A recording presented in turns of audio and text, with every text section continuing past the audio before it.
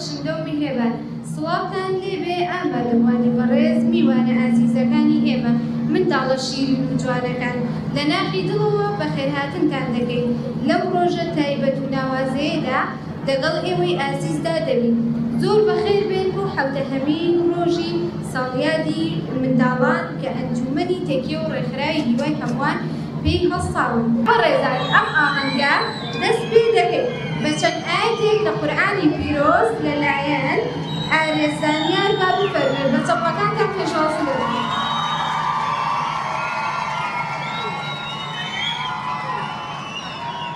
السلام عليكم ورحمة الله وبركاته. أعوذ بالله من الشيطان الرجيم. يطوف عليهم ولدان مخلدون بأكواب وأباريق وكأس من معين لا يصدعون عنها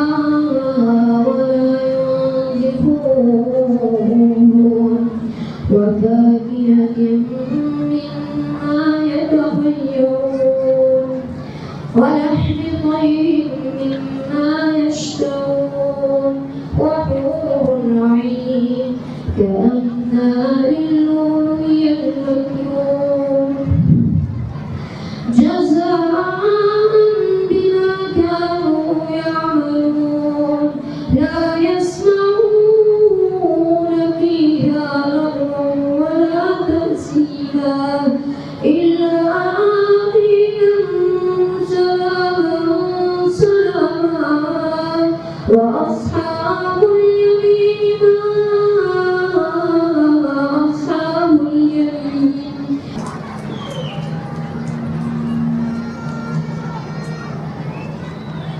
زۆر سوپاس بۆ کاک ئارێز. ئێستاش بفەرموو وتەی فستیڤاڵ لەلایەن بەرپرسی ئەنجومەنی تێکیەی کۆمەڵی دادگەری بەڕێز مامۆستا ئیبراهیم عەبدولخالق با بفەرمێت.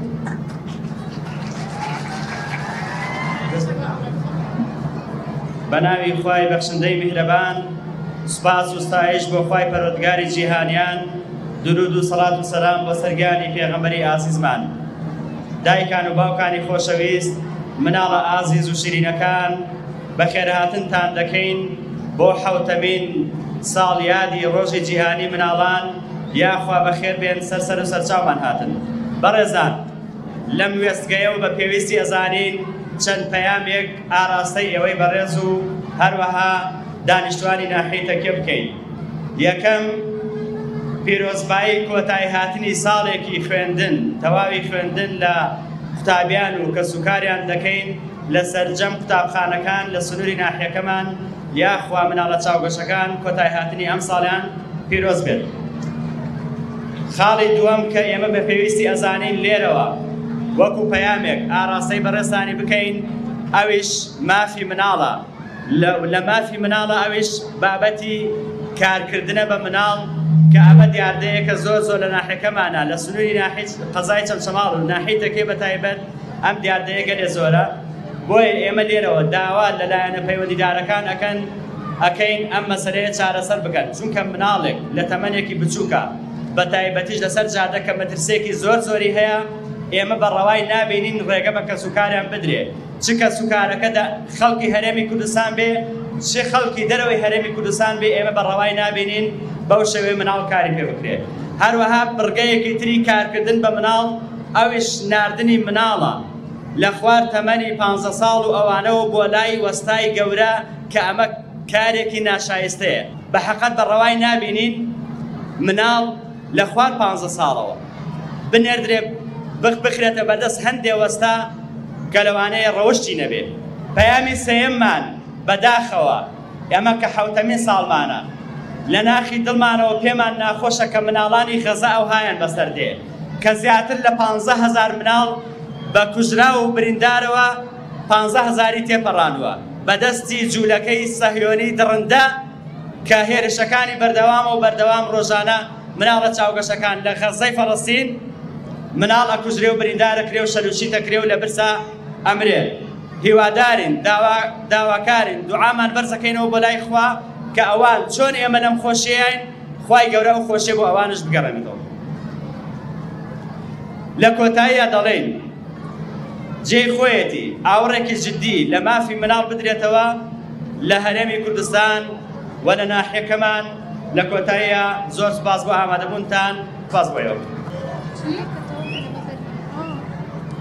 زۆر سپاس بۆ مامۆستا ئیبراهیم عەبدولخالق. منداڵە جوانەکان، ئەمڕۆ تایبەتە بە ئێوە. ئێوە دڵخۆشن لێرە؟ ئێمە دڵخۆشترین، کەواتە ئێستا کاتی ئەوەیە دەست بکەین بە بڕگە و ئاواز و گۆرانیەکانمان. ئامادەن؟ زۆر باشە. منداڵە چاوبێژەکان، ئێستاش بفەرمون لەگەڵ یەکەم بەرهەم لەلایەن گروپی خونچەکان لە ژێر ناوی ڕۆژی منداڵان با بفەرمون.